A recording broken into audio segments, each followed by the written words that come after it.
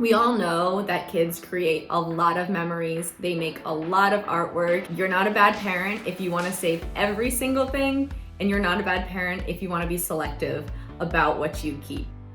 What is most important is that in your home, you have both a system and a process to maintain those things.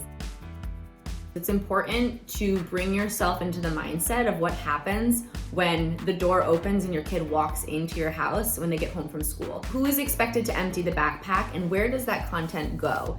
If your kid has made something in art class, something that's a little more special that you want to hold on to, you want to make sure you have a place that can be dropped. So you want to think about a place that can be like an inbox for you, and it should be somewhere that is accessible and easy to maintain on that week-to-week basis. We all know that kids will spend time crafting and creating and making things that are just so important to them, and you look at it and you're like, okay, I don't need to keep this one.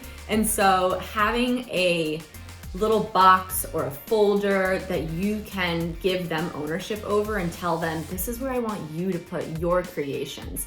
Two things happen then. One, it makes them feel special because they have a place for their treasures or for their creations.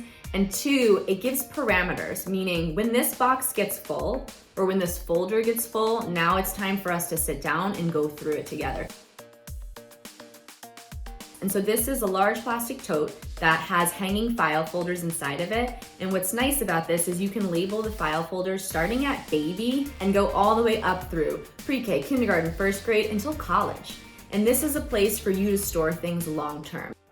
We have all had the kid who walks in the door with that giant poster or that massive creation that's got the cotton balls glued to it and the glitter, and you're thinking to yourself, how on earth am I going to store this in a file folder? We love to recommend these giant art portfolios. They have a hard plastic cover and backing, and inside of them, there's these giant sheet protectors that you can drop in these larger creations. What's super cool about this is it now creates a sort of portfolio or book that you can flip through with your kid that they might want to pull out and share with their grandparents when they come and visit, and you don't have to worry about these things taking up so much space in that file box.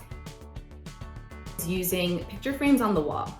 And you can go two different routes with this. You could just use a standard picture frame that you pull off and open up the back and put a new picture in and put the frame back up on the wall. They make these really cool frames that have a magnetic closure on the front and a hinge. So all you have to do is open the front of the frame, pull out the picture, put in a new picture, close it up, and call it a day. There's no extra work of taking it off the wall and going through all of that. And what's really nice is it makes your kids feel like they're really like a little artist. This is their gallery, and when friends come over or family come over, they get to see the artwork on the wall. It makes them feel special. When my daughter walks in from school and she shows me something really cool that she made or really pretty, the first thing that I do is I take out my phone and I take a picture of it.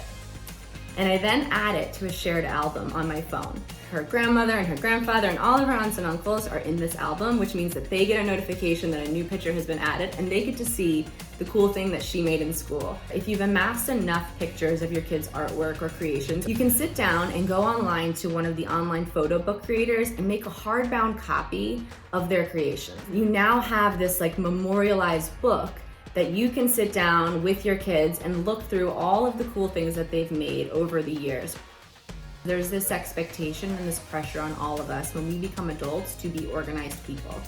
And if you're not learning these skills, and if you're not learning how to do this in a way that feels right for you from a young age, it can be hard when you get older. And so having these conversations at a really young age starts to embed in their mind this culture around decluttering, this culture around letting go of the things that aren't serving you anymore, and this mindset around how you can create systems that work for you.